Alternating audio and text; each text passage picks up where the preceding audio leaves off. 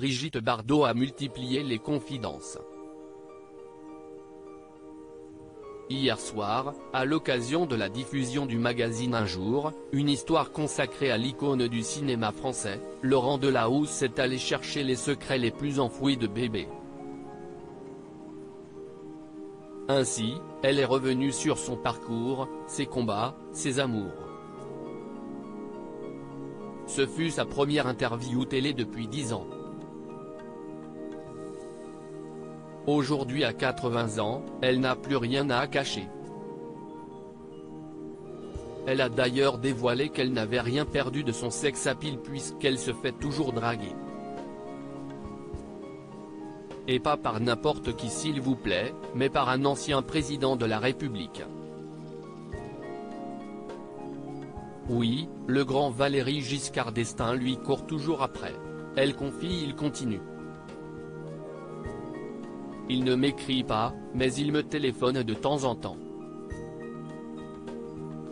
J'ai gardé une grande amitié pour lui. Il est très gentil. Quel succès! En tout cas, Valéry Giscard d'Estaing, 88 ans, n'a rien perdu de son charme et il sait encore en joueur. La princesse et le président Valéry Giscard d'Estaing a créé le buzz lorsqu'il a publié son ouvrage La princesse et le président. Un roman d'amour basé sur l'idylle d'une princesse appelée Patricia et d'un président de la République. Le personnage ressemblait beaucoup à Lady Diana, l'ancienne femme du prince Charles. De là est partie une rumeur folle. Et si Valéry Giscard d'Estaing et Lady Di avaient entretenu une liaison? Un amour qu'il a nié par la suite. J'ai inventé les faits, mais pas les lieux ni les décors, que j'essaie de peindre avec une écriture très visuelle. Si est un roman dont la princesse Diana est le personnage principal. J'ai essayé de la faire revivre, telle qu'elle apparaissait quand on la rencontrait. VGE un dragueur de Miss Météo. Cependant, l'ancien président de la République a une image de dragueur. Dans Brève de vie, un livre de Michel Denisot, en librairie le 6 octobre prochain, nous apprenons que VGE draguait les Miss Météo.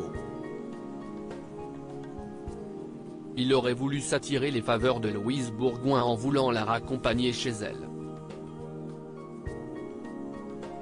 Un manège qu'il aurait refait avec Pauline Lefebvre. Valéry Giscard d'Estaing aurait ainsi un petit faible pour les blondes. À propos de l'auteur Magali Vogel, après 2 années à l'EFAP, École française des attachés de presse, et 1 année à l'EFIE, École française de journalisme, j'ai débuté ma carrière à France Soir. J'y ai été consécutivement journaliste télé, culture et musique. En 2011, j'ai fait une escale chez Public pour 1 année avant de changer de cap et m'orienter vers l'économie. Ces derniers articles, le comeback de Bertrand Cantat soutenu par Aurélie Philippe et Thierry Semoun ne connaît pas le Dieudonné raciste et antisémite et Bridget Jones veuve et cougar, vive la cinquantaine.